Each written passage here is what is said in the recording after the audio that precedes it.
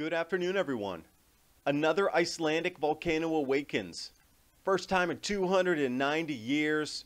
The last two eruptions, 1362, 1727, matching up on the map the collapse of Chinese dynasties in the grand solar minimums.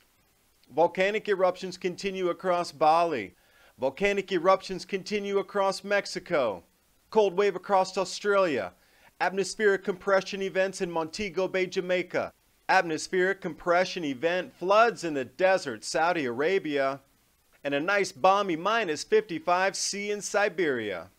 And while you're watching the video, please remember to subscribe to Adapt 2030 and click that bell so you can get the latest updates.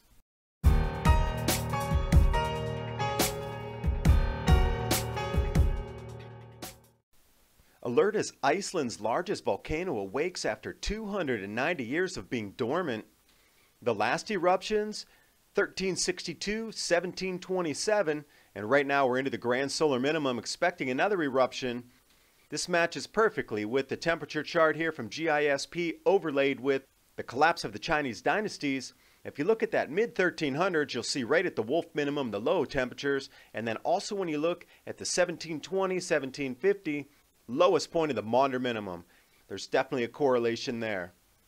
Area here on the map where you can see the volcanic caldera areas.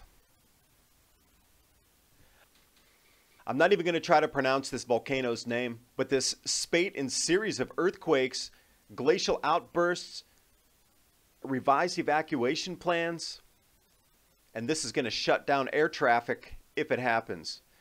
Now, speaking of shut down air traffic, Agung in Bali also erupting at the same time.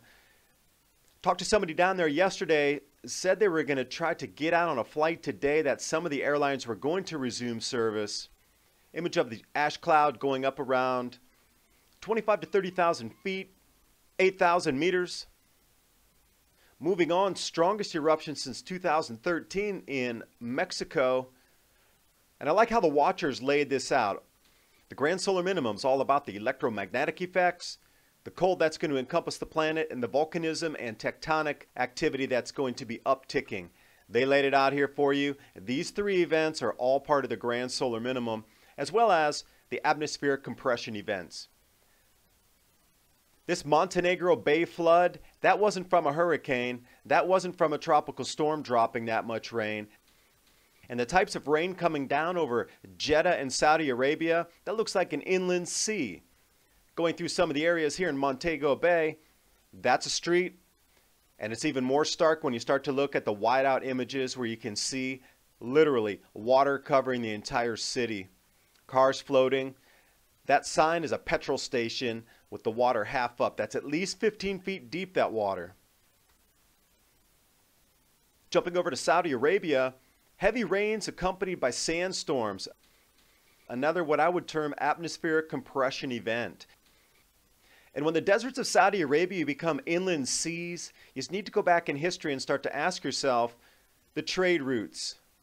How far back do we need to go when rains engulf the desert areas? Let's take a look here. Some images, heavy floods in Jeddah. Traffic completely paralyzed throughout the entire city. They asked people not to go out due to drowning possibilities. And the full compilation of images here, it doesn't always rain in Jeddah, but when it does. Somebody compared this to the 2009 flooding. Now, these are the greatest events over the last 300 years, apparently in the flood history of Saudi Arabia, but it's really interesting how 2009, 2017, these two flood events haven't been seen in hundreds of years. Atmospheric compression events. And I'm going to leave you here feeling cool. Well, Siberia registering -55°C at the moment. Thanks for watching. Hope you got something out of the video. There's a direct correlation between increased volcanism and tectonic activity as we enter into the grand solar minimum.